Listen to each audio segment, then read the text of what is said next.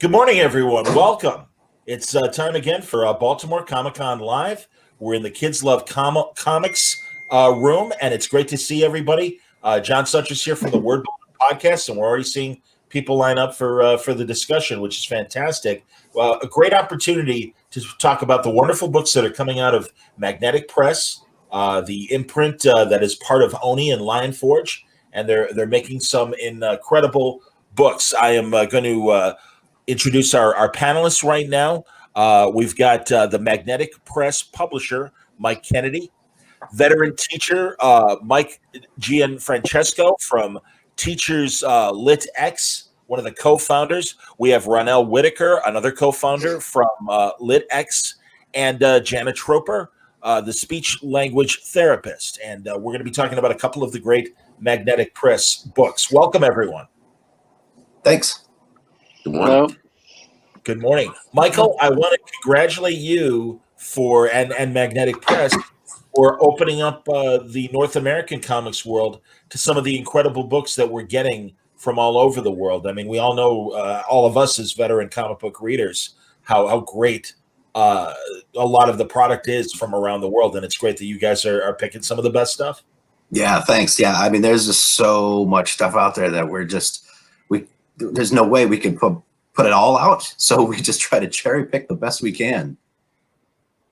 That's excellent to hear, man. And again, we're gonna talk about a couple books in particular. We're gonna be talking about the series Irina, and then also we're gonna be talking about the Ballad of Yaya in particular. So, Jana, as a speech therapist and everything, how does reading comics help what you try to achieve with your teaching? Well, I'm very lucky in that because I'm a speech language pathologist. I work on skill set. I don't deliver curriculum. I have a lot of flexibility in the resources I can use. So being able to use comics is obviously at its very basic level engaging for students. They like things that they're familiar. Certainly with the Marvel movies and that they've become even more recognizable, character-wise with a lot of my students. And then on top of that, for my students that are working on higher level thinking skills such as inferring, predicting, determining causes, being able to really piece together what's happening between the panels, what's going on in the gutter. It gives them a chance to practice that skill.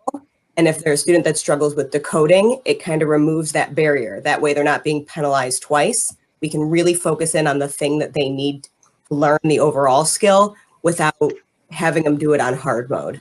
So I've done everything from using the exact content, or if a student is working on the speech aspect rather than the language, the actual sounds, I just photocopy their favorite comic, highlight their sounds, and we role play it. So just using it as a familiar material and something that is highly engaging, and that often, they'll pick stuff at a higher reading level than they're comfortably fluent, and they're that much more motivated to rise to that occasion. That's excellent. And I know, and I'm assuming, I want to see a show of hands. I learned how to read 50 years ago as a very small child by my father sitting down with the Sunday Funnies and the daily comic strips. And it absolutely helped my reading comprehension. Everybody did. We all learn how to read really pretty much from comics. Certainly. There we go. Yeah, man. I mean, truly. And it's so funny because, as you all know, as comic book fans, and how some people perceive comics as lowbrow and not a positive thing. I always out my brother-in-law as a guy who's like, I don't know how to break it to you, but my kid is more into sports than comics. And he was having reading difficulties. And I'm like, I don't know if you notice, but he's reading these things and it's helping him. And he took a step back and he's like, you're right. I'm sorry, man. And I'm like, it's cool. You've just given me a story that I will share with my comic friend audience and parents that are really, starting to get their kids reading. And we all know early development is so important. So, yeah, guys, honestly, like Michael, tell me as an academic and stuff, how useful comics are in this capacity. Well, I mean, we've had this conversation for so long. I'm almost hesitant to Are do you it bored again. by it? But I apologize if no, I'm not bored. It's just like I think we've gone. Honestly, I think we've gone past the need to justify the use of these texts at this point. Um, because the work that I know, I've been doing this for 15 years, and Ronell, he's been doing it for probably the same length of time that I have. Jana, her whole career as well. There are teachers all over the country, all over the world, that have been praising the pedagogical usefulness of these texts.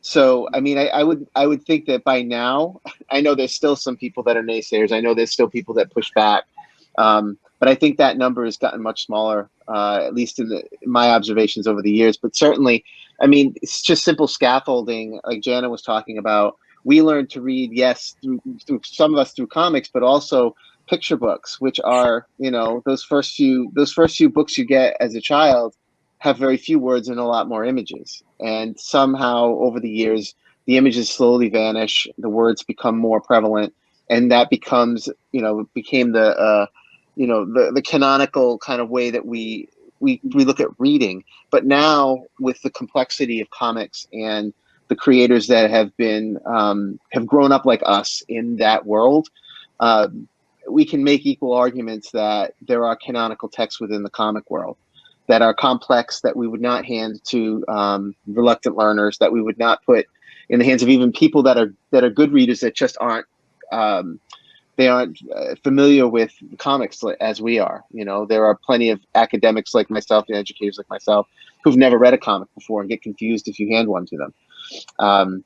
So yeah, I think at this point we've said enough about this. I think the time is now that we are trying to help those that are already convinced and giving them the strategies and the texts that are appropriate for their students in their classrooms.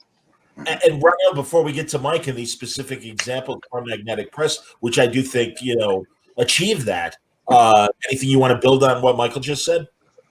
Yeah, I mean, and I've been on a lot of these panels with Michael, so I get the reluctance to relitigate it, right? But then I also try to remember that reading is a thing that we take for granted, especially as people who love to read, right? And there are certain things that people who love to read just have naturally. So like, for example, one of those things that we just have for ourselves is this ability to kind of be immersed in what we're reading, right? As I was reading The Battle of Yaya, and I was reading, the Irina, and any good comic, the thing that it has in common is that immersion quality, right? Because when I think about my reluctant readers, those are the folks who maybe haven't had the opportunity to like really crack the code for what it means to actually enjoy reading. And when you give them that opportunity to say like, "Oh, I'm in this book. Is this what y'all are always experiencing?" Like, yes, this is what happens when I read a book. So like when that gets that, it's like open that door.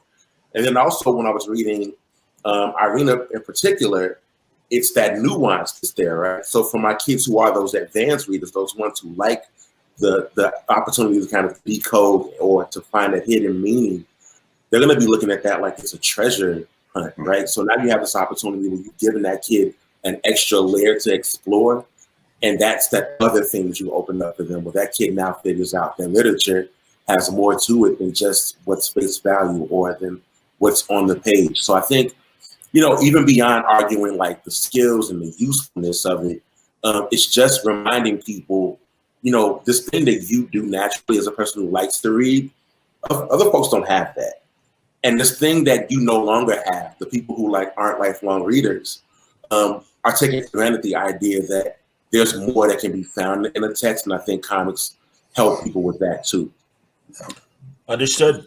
I agree. I think I agree 100% with Ronell in terms of it being an enrichment. It's not a replacement for text. It doesn't dismiss the text. The art elevates it. The art complements it, and it goes deeper, like he was saying with those advanced students. One of my texts that I love using is The Arrival by Sean Tan, and that has not a single word in it. It is important sequential art, and you can talk about metaphor and all these different symbolism themes, and you don't have to justify it. But somehow when we put text and words on the same page, it becomes a little kid thing. And like everyone's saying, I think we're past that. Understood. Mike, I want to ask specifically about Irene. If I'm saying it wrong, is it Irina or is Irina? I think Arena is fine. Yeah, I mean as a Polish woman, Polish names, I'm sure that it's pronounced differently in different regions. Understood. It's really, man, this is interesting because with Irina, and I know you're on volume 3 right now, I believe, and I appreciate you giving me volume 1 to read.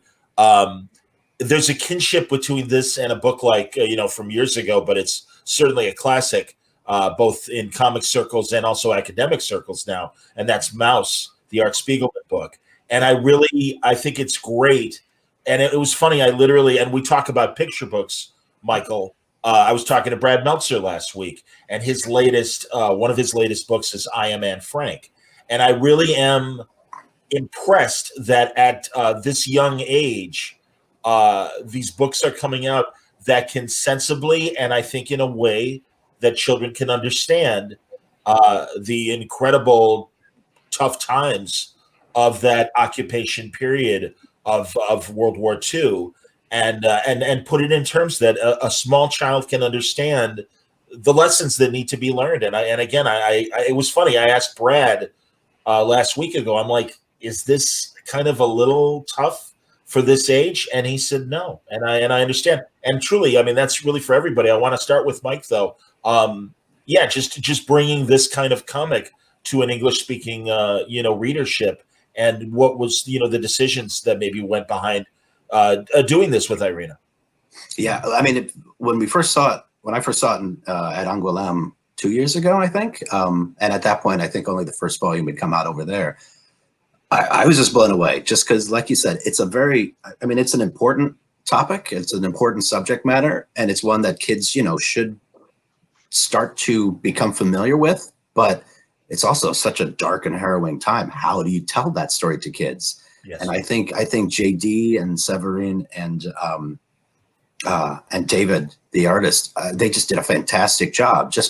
Even though everything is really cartoony, it does not shy away from the real drama that went on. And I think, they walked a very tight line, and I think they pulled it off phenomenally. So we do have, sometimes we do face some internal questions about, like, oh man, is that panel going to be too harrowing for kids? But this book has been incredibly successful and popular throughout Europe. They've had installations at museums in Warsaw and throughout Europe. They had a concert with Irina being projected on the backdrop during. It's been a really successful series over there, because they took the risk of telling this kind of story in this kind of style, and it's paid off. It's paid off in the sense that people are appreciating it, and people are getting into it. I understand. I'm showing obviously these images from the book, and it's great to hear that they did a concert. Spiegelman a couple years ago was doing that with several silent graphic novels, and assembled a small orchestra on stage to present this. And these weren't children's stories. It's a great idea for children's stories. And again, I think the basic art style that we're getting in the book as well is really showing how a warm way to talk about this very difficult subject. So I'm very impressed. And again, I applaud Magnetic and really Lion Forge in general for really combing through the international market and finding books like that. So the rest of the panel, let's talk about Irina for a moment. Give me your observations, as well as how helpful this book can be. I do want to say, sometimes as adults we do children a disservice by trying to protect or shield them, and we also do them a disservice by underestimating their ability to interact with complex themes and ideas. If you look at, just in general, the art that as kids that we're exposed to when we were younger, we had to watch Bambi's mom die. Like, that's it's the thing that you have to have kids grapple with, because the thing is, you have to remember that those kids are going to grow up to be adults. So if you shield them from some of these, the realities that they're going to have to face. I think that you're doing a disservice. Looking at Irina, it reminded me of other books I've used in my class, like B.B. Wolf and the Three LPs, or even, I forget, Michael, what your favorite one is? Oh, Pride of Baghdad. Like, you find a way to get a kid to enter into this tough subject, right? And, the art style, the way that the people are drawn, it's very cartoony and very approachable. But what strikes you, like the first couple pages, like that big splash page when Irina is entering into the ghetto, and it's like those little small pockets of all like the atrocities and the realities of what's happening, and it's not shying away from the brutality of what's happening. It's like this simplistic way of the characterization is our entree as a kid to get into it, right? But I don't want to hide from you what's actually happening around, which I think is why the artist chose to make the the backgrounds and everything else kind of photorealistic. Like this is a real story that you need to grapple with, and I'm going to give you these avatars to live through it. But at the end of the day, this is a thing that happened, and as your learning journey is happening using this comic, you need to kind of confront it, and I think that was probably the most masterful thing for me, was seeing that. There's also some really cool hidden things happening. Like, you just scroll past that Jeep scene with the image in that truck window there. If you look at that, we get a call back to that later. And as like an experienced reader, or even as like an older reader, like my high school kids would flip over that when they saw that scene of like those ghostly images come back. Yeah. So again, seeing the depth with what a artist can do with a story that, I love traditional text, but words sometimes can't capture what art can do, and that was just a great example of that. Yeah, no question, absolutely, and you're right. The composition, even though it is in a cartoony style, it does have there's very much concern about making sure that the background is telling a story as well as the close-ups as well. Any other observations from the rest of you?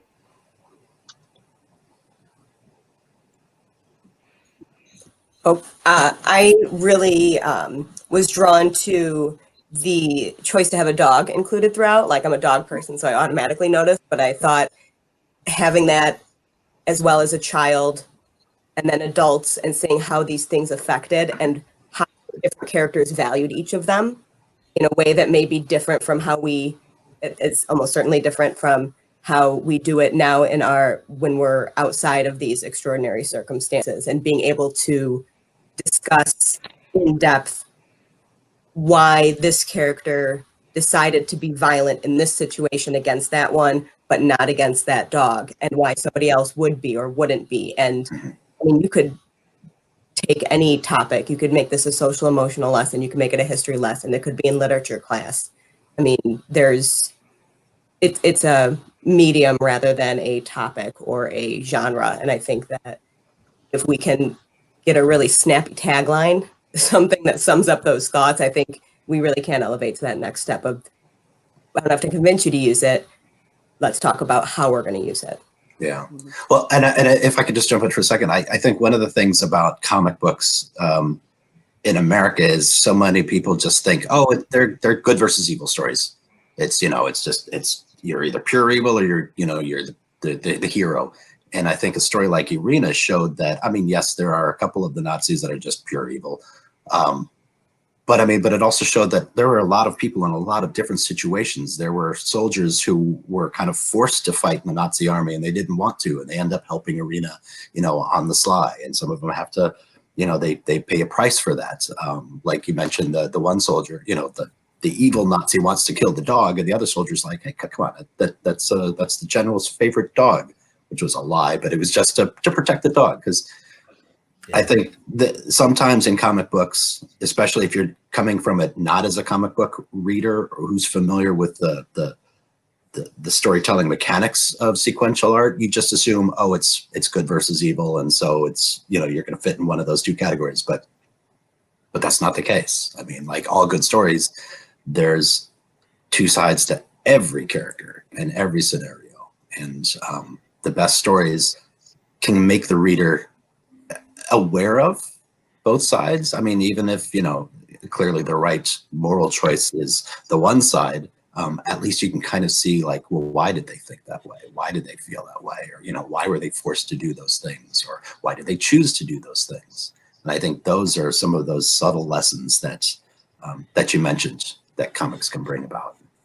Libraries are a very important part of kid comics and stuff, as are schools, obviously.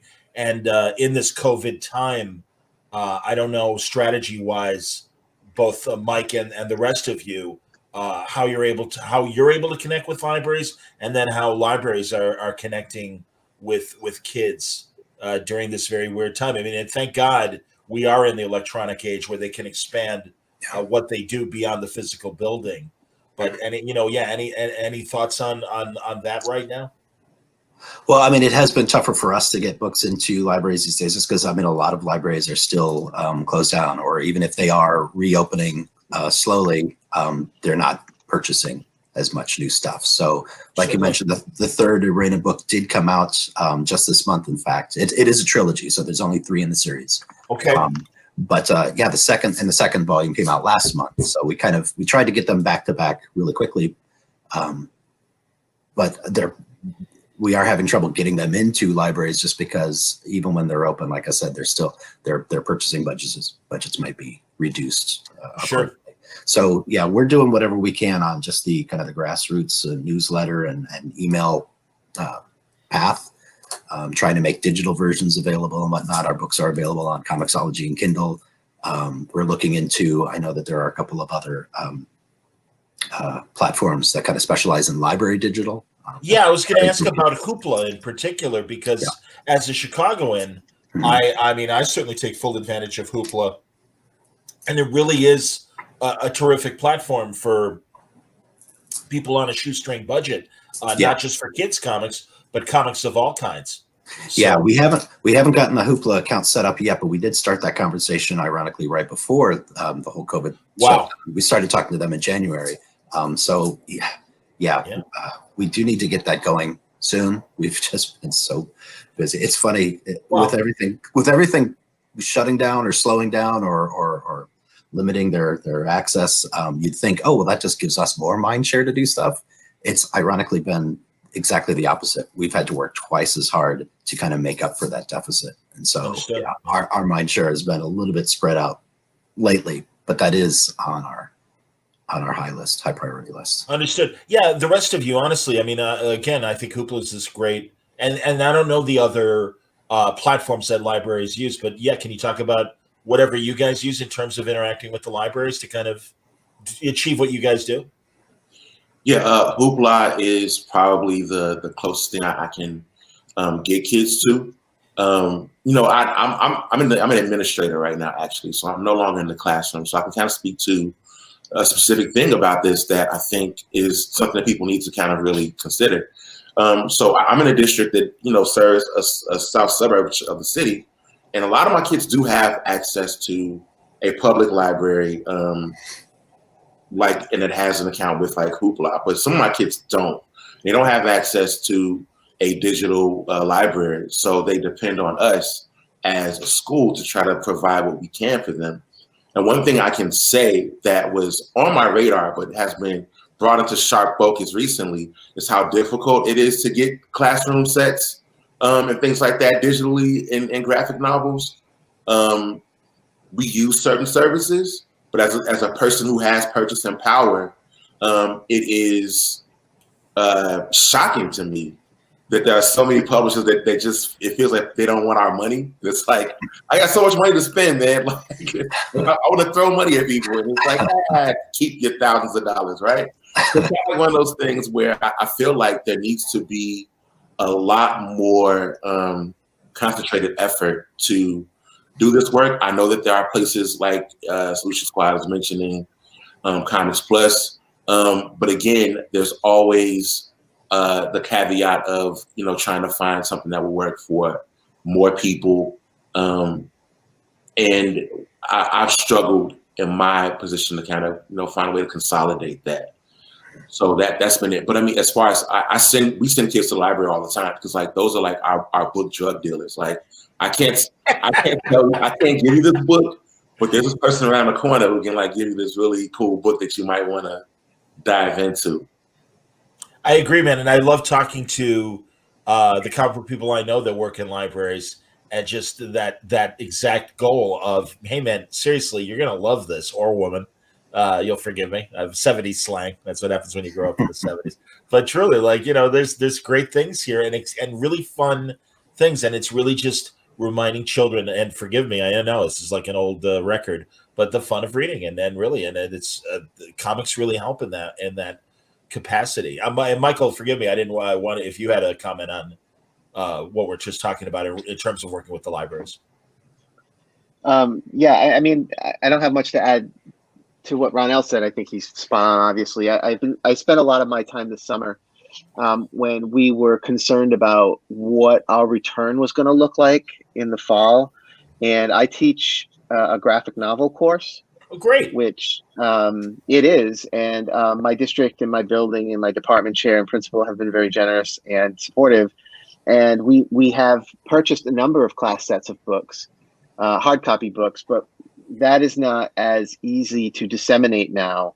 My district in my state is on a hybrid. Well, we're full back, but a lot of schools are on hybrid, and all districts have the option. Parents have the option to put their kids on virtual. So we've seen a number of students on virtual. So I don't know the numbers or percentages, but so I have to teach to a group of kids in front of me and kids at home. And I can't, it's not as easy to disseminate hard copy books. There's also a quarantine process for the books as well. Because, passing that chain of command, or that, tracking the who touched it when and all that. So I reached out, I've been trying to reach out to publishers, particularly those that I've already purchased class sets from, to see if they would go, for the time being, until things stabilize and we're able to bring kids back into the buildings 100% and we're able to distribute books the way we used to, allow me to utilize some form of digital versions for the books, at the very least of the books that I've already purchased. We've already purchased as a department. That had mixed success. And, I mean, Ronell, I'm glad you have a lot of money. My district doesn't. We don't have, a lot of money to spend on digital versions, so it's not as easy to find these texts. And I've been making do where I can with online comics, and those publishers that have come back to me and given me the opportunity to utilize digital versions. But yeah, that my school library. To get back to the topic, I've worked very closely over the past few years with my school librarian to help curate a nice collection of books in her.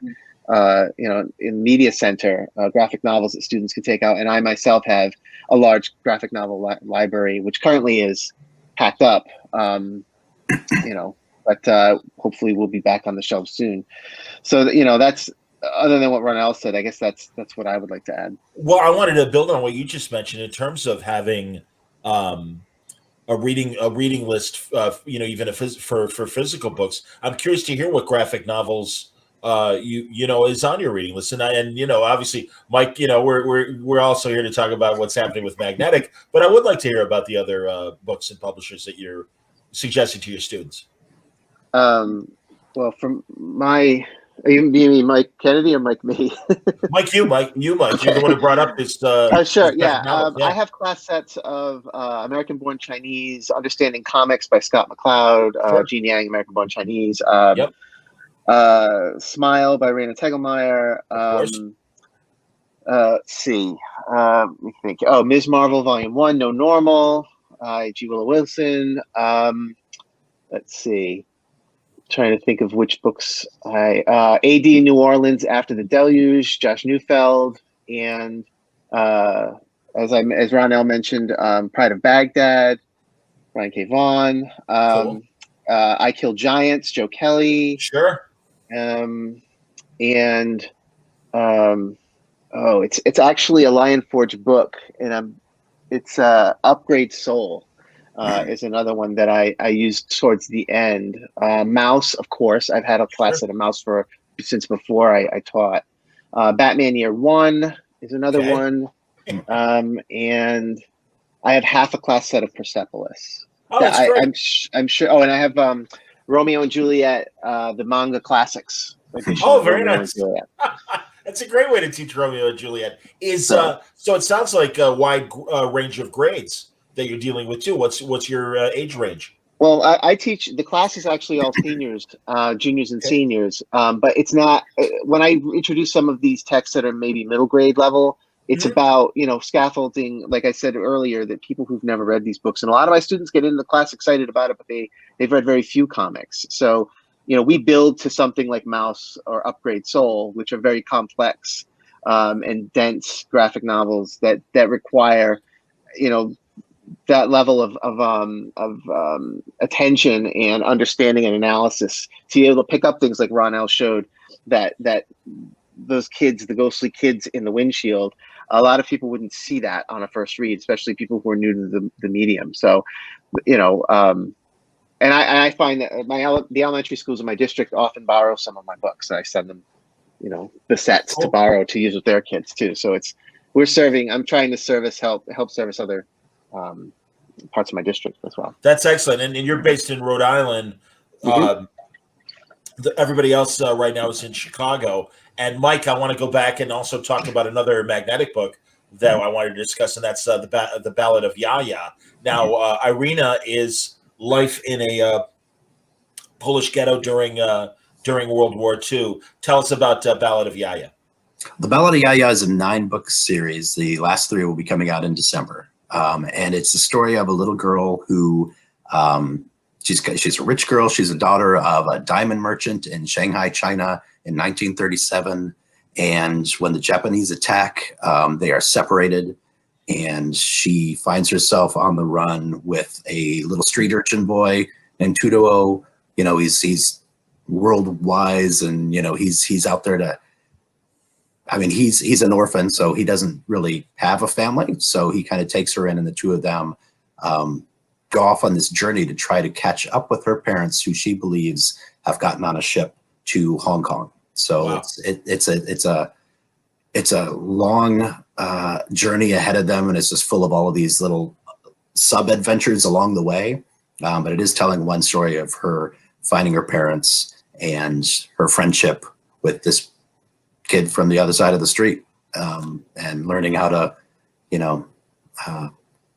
appreciate people for who they are and not where they come from. That's awesome. And it's interesting that in both cases, you're dealing with this very tough period. I mean, what was happening between China and Japan during the war was a very different experience than the ghettos of Eastern Europe and what they had to deal with Nazi Germany. It's man, honestly, and it really does blow my mind out in terms of some of this hard-hitting stuff that, again, I think is being made palatable for this younger audience to understand these very complex things. Yeah, and then like Irina, there are some moments in Yaya where it's just like the horrors of war, just in general, but that specific war as well, are very carefully and very responsibly portrayed without pulling any punches. No, I seriously, congratulations. So how many critical eyes, Mike, are at Magnetic in terms of looking over this, again, vast international world of comics? I mean, God, even the titles that Michael were really expressing and stuff. I know they're not Magnetic and stuff, but that's the thing. There really is this just beautiful. I mean, and especially as an older reader, we all kind of, and maybe likely started with Richie Rich and Archie and some of the other, titles and everything. And then we had our superhero period. I know as an older reader and stuff, and this really did happen a couple decades. I'm in my 50s, and a couple decades ago, it was like, I still like superhero stories, but it's great to read other things in the comic format and stuff. So yeah, tell me about really exploring these other genres and these other great stories. Well, that's the thing with Magnetic is, I mean, the vast majority of our titles are acquisitions from overseas, not just France. A large proportion of them tend to be French, but we also bring a lot of books from Italy. We've got a number of books from Chinese authors and artists. But yeah, I mean, at this point, so just to clarify, Magnetic is now separate from Lion Forge. We're both owned by Polarity, which is the same parent company. Excuse me. Magnetic, yeah. So Magnetic is independently run, and right now, I mean, for the most part, it's kind of a 2.5 person operation. So the majority of the I guess curation, if you want to call it that, it is me. I mean, I just I've found so many great publishers out there who already, I mean, they're the ones with the great eye because they're pulling in the great stories and authors and artists. I'm just standing behind them, looking over their shoulder, and I'll take that one. But that's the thing about in Europe is, superheroes just don't work over there. They've tried it so many times and it doesn't, but yet there are so many. I mean, the graphic novel industry over there is really just incredible, so much stronger than the United States. They will sell dozens of thousands of copies at average of a $20 hardcover in just France, a country the size of Texas, whereas we might struggle to sell a few thousand copies across the entire country. So I mean, over there they appreciate the medium to such a degree that they apply it to every kind of story you can imagine. I mean, and they have readers of every age, and they have books for every type of reader at every age group. So for us to be able to find books like this, it really is, it's the joy of discovery. It's like I go over to Angoulême and it's like the best flea market ever because I can just find the coolest stuff in the smallest booths. And then it's just a matter of having to just sort through them and prioritize them because, we put out about between 30 and 36 books a year. So it's about 2 to 3 books a month. And that's a pretty heavy load for a company our size. We're putting all kinds of strategies together to try to grow. And once we do, then we can start adding to that number. But at this point, it really is it's filtering that cream and bringing over what we can. Absolutely. To the rest of you, I'm curious, and I'll start with Jaina.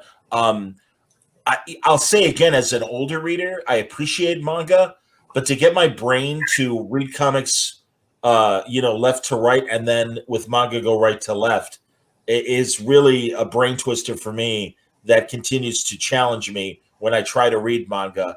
I know kids obviously are more adaptable, but is that an issue in terms of when you're starting to teach them about how to read comics and stuff?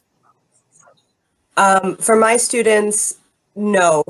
It just in my experience. I'm not saying, for the grade I do work with a little bit younger students than our other educators in here, but and some of them certainly are interested in manga, but for the most part, because they're at school and they have that I do reading this way mentality, I do it left to right, I do that. That hasn't been something I've run into, although I've had a handful of manga titles that kids have picked for, whatever activity when we have the flexibility and to do that. But that in particular has not. Michael and Ronell, I mean, any thoughts in terms of, again, maybe this is just an old man thing on my part. My VCR is still blinking 12, so you can appreciate my own challenges. But yeah.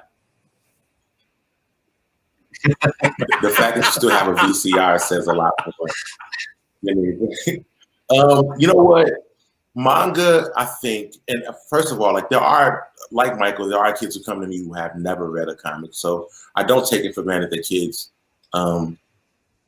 kids can read them. So I do try to make sure everybody's on the same baseline with access. But what I found with manga in particular is if you are a kid who is a fan of anime or a manga, you'll overcome anything. And that's really just an example of the whole interest level thing, right? So if a kid is interested in something, they will put the work in to learn how to do it. I have kids who taught themselves Japanese so that they can read the books in the native language. It's not just one kid. There have been multiple kids who do that. That's amazing. So it's one of those things where comics are the best example of once you find something that a kid is into, then they will apply themselves.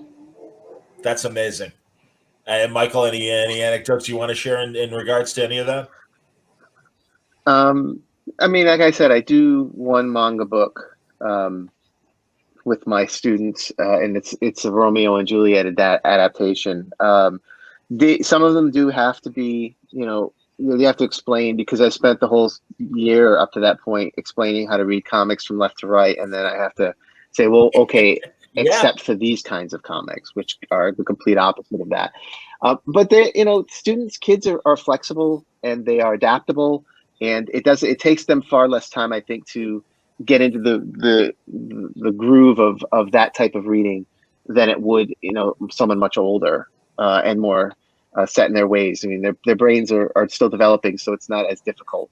It's like learning two languages when you're 3, 4, 5 years old. Yeah. Your brain is a sponge at that point, and new things aren't as frightening when you're younger. Yeah. So I can't say I've had too much trouble. That book though, Yaya, did invoke in me memories of being younger, and I'm not a huge manga aficionado, but reading things like Barefoot Gen, and I saw it, that almost immediately brought and then anime versions of those stories, as well as like Grave of the Fireflies, which is where I often found myself landing in books and anime and manga like this. So just going all the way back to Ronald's point about those difficult conversations we have with our students, and I'm also a father, and my son is 9 years old, and he's starting to ask questions about things like this, about the horrors of the real world, and the fantasy is dropping away, unfortunately, much sooner in the world we live in now than I can remember for myself. So having these types of texts that are accessible in terms of the artworks, the style, and the presentation of the story, which still force parents, teachers, students, kids to look more seriously at things that are just unfortunately the reality. And I'm like wondering when we're going to see the drop of dozens, if not more, of pop culture movies and books and graphic novels and comic series about the pandemic. I'm sure that's all being worked on right now, which all of us have lived through, including the kids. So Understood. Here we are. Yeah, here we are. Well, thankfully, I'm sorry, Michael. Mike, go ahead. I was just going to say, like, you bring up a good point that is applicable not just to graphic novels. I think but it's there though. The idea that like when we're trying to shield kids from things, like it's like we're going to put it in front of you and then you've experienced it. But there's this removal of ourselves as people that are interacting with kids in that world, right? So if I'm giving this kid a book to read, I'm not removing myself from that conversation. I should be a part of that conversation as a teacher. And I know from talking to you, Michael, just as a parent, like you're with your child in that discovery. And I think that may be part of the disconnect, is that we're so used to saying that we can't let a kid experience this thing as if they're going to experience it by themselves. And we have to remind ourselves that we'll be there with them to help them navigate it. Yeah. Understood. I apologize, guys. We have to wrap up. But honestly, I thank you for a great conversation. Mike, do you want to direct people to Magnetic Press really fast as far as the URL where they can find this catalog of books? Yeah, I mean, you can find out all about all of our books at magnetic-press.com. And we've got a big middle grade library. We've got a bunch of children's books as well as YA and above. But yeah. Sounds great. Honestly, everybody, great conversation. Truly appreciate it. I thank you for your time, and thank you for the work that you guys do. It's really important to teach the next generation these tough lessons, and also the world that can come from reading. So thank you very much. It was great talking to you all. More great Kids Love Comics programming coming up right at the top of the hour. Thanks very much for watching, everybody. Thanks, everyone. Thanks for having us. Thanks.